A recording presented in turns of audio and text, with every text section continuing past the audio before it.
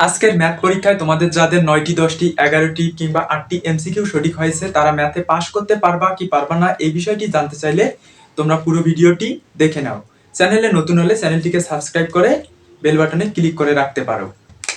SSC batch 2026 তোমাদের আজকে math পরীক্ষা অনুষ্ঠিত হলো।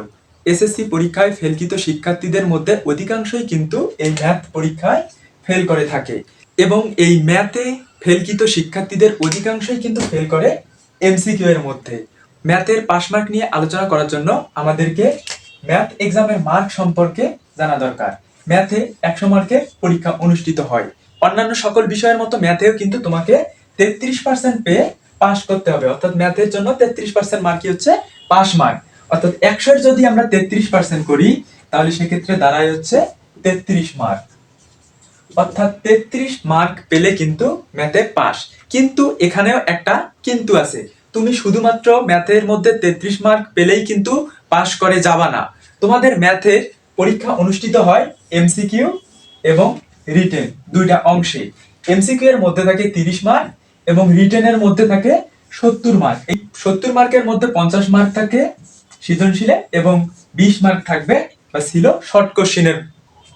তোমাকে এমসিকিউ এবং রিটেন দুটাতেই পৃথক পৃথকভাবে পাস করতে হবে। তোমার এমসিকিউ এর পাস মার্কও হচ্ছে 33% এবং রিটেনের পাস মার্কও 33%। তো আমরা যদি এমসিকিউ এর কথা চিন্তা করি, এমসিকিউ এর পাস মার্ক 33%, অর্থাৎ আমাদের 30 এর মধ্যে 33% মার্ক পেতে হবে। 30 এর 33% মার্ক করলে দাঁড়ায় 9.9 অর্থাৎ 10। অর্থাৎ তোমার যে এমসিকিউ পরীক্ষা হয়েছিল সেখানে তুমি 30টা এমসিকিউ পরীক্ষা দিয়েছো, 30টার মধ্যে মার্ক ছিল 30 মার্ক। এই 30 এর মধ্যে 33% মার্ক করলে দাঁড়ায় 9.9 অর্থাৎ 10। তোমাকে এমসিকিউ পাস করার জন্য 10টা এমসিকিউ সঠিক করতে হবে। তুমি যদি 10টা এমসিকিউ সঠিক করতে পারো তাহলেই কিন্তু পাস করে যাবা। কিন্তু তুমি যদি 10টার কম সঠিক করে থাকো, 6টা 7টা 8টা 9টা, সেক্ষেত্রে কিন্তু তুমি এমসিকিউ এ পাস করতে পারবা না। আর এমসিকিউ এর খাতাগুলো কিন্তু হাতে কাটা হয় না, এমসিকিউটা কিন্তু পুরোটাই মেশিনের মাধ্যমে কাটা হয় এবং মেশিনের মধ্যে সেটআপ মার্ক থাকে 33% অর্থাৎ 10 মার্ক।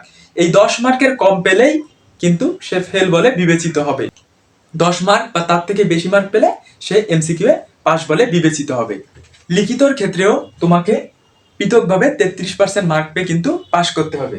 তোমার লিখিতর মধ্যে 50 মার্ক ছিল সিকিউ এবং 20 মার্ক ছিল শর্ট কোশ্চেন, এই দুইটা মিলে মোট ছিল 70 মার্ক। তো তোমাকে এই 70 মার্কের মধ্যেই 33% মার্ক পেতে হবে।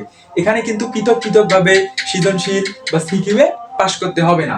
তোমার এই 70 মার্কের মধ্যে যদি তুমি 33% 23.1 অর্থাৎ 23 মার্ক, অর্থাৎ লিখিততে পাস করার জন্য তোমাকে কিন্তু সিকিউ এবং শর্ট কোশ্চেন মিলে 23 মার্ক পেতে হবে 70 এর মধ্যে, তাহলেই তুমি পাস বলে বিবেচিত হবা লিখিতর মধ্যে।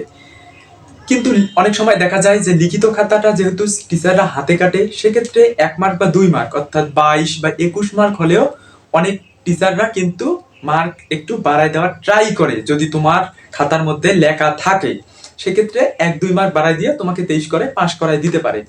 কিন্তু অনেক সময় দেখা যায় যে 20, 19, 18 এরকম মার্ক পেলে টিচাররা সেটাকে আর 23-এ কনভার্ট করার ওই রকম সুযোগ পায় না। তাই দেখা যায় যে 18, 19, 20 এরকম মার্ক পেলে 23 মার্ক করাই দিয়ে পাস করায় সাধারণত দেয় না টিচাররা। তবে এখন যেহেতু নিয়ম একটু কড়াকড়ি হয়েছে সেক্ষেত্রে কিন্তু মার্ক বাড়াই দেওয়ার অপশনও অনেক কম। তাই তোমাদের এটা মনে রাখা লাগবে যে লিখিততে 23 মার্ক পেলেই তবেই তুমি পাস বলে বিবেচিত হবা। আর তোমার এই দুইটা মিলে অর্থাৎ লিখিত এবং এমসিকিউ মিলে 10 আর 23 যোগ করে কিন্তু 33 মার্ক হয় এবং তখন তুমি পাস করে যাও। তোমাদের যাদের পরীক্ষা খারাপ হয়েছে তারা দুশ্চিন্তা না করে বাকি পরীক্ষাগুলো ভালো করে দাও এবং তোমাদের যদি বুঝতে কোনো সমস্যা হয় সেক্ষেত্রে তোমরা কমেন্ট করে জানাই দিতে পারো। আমি কমেন্টের রিপ্লাই দেওয়ার মাধ্যমে তোমাদের উত্তরগুলো দেওয়ার চেষ্টা করব। আর ভিডিওর প্রথম কমেন্টে একটা টেলিগ্রাম গ্রুপের লিংক দেওয়া আছে, সেই লিংকের মাধ্যমে তোমরা টেলিগ্রাম গ্রুপে যুক্ত হয়ে তোমরা প্রশ্নগুলো করতে পারবা। তোমাদের সকলের জন্য শুভকামনা রইল। Thanks for watching my video.